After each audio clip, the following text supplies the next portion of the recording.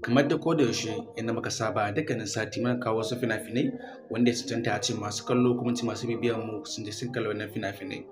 Dukkaninsu Indiya Hausa ne kuma sannan labari ne masu daɗi, labari ne wanda ina tabbatar cewa za su matuƙar burge ku. Wani fim ne na farko? Fim na farko shine fim mai suna Shaitan.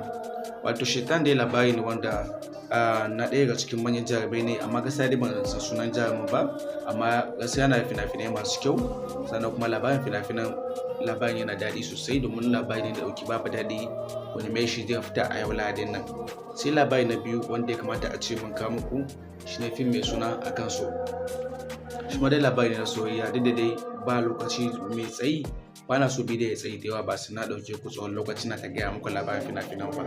Shi ma dai zai fita ku je ka neme shi a yau. Sai fim na uku wanda yake son kawo muku shine fim mai suna Ratsawa, wanda shi ma labari ne na Spider-Man.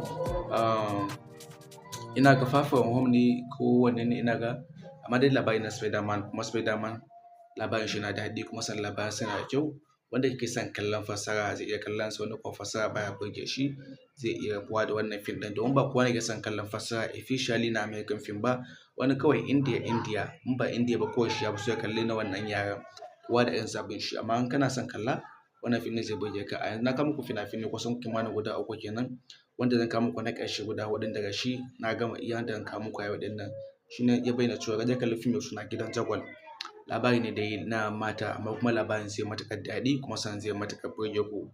Ga dukkanin mai buƙatar wannan fina-finai guda huɗun da lissafa su zai iya ɗaukar namba na a cikin bidiyon idan yana kalla a YouTube ne kaɗai.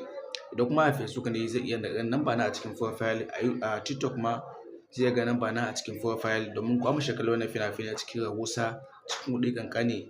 Tuntuɓe ni domin samun fina-finan nan a koda yaushe. Za ka iya samun su a WhatsApp in kana buƙata, amma dai an fi samun masu clear a Telegram.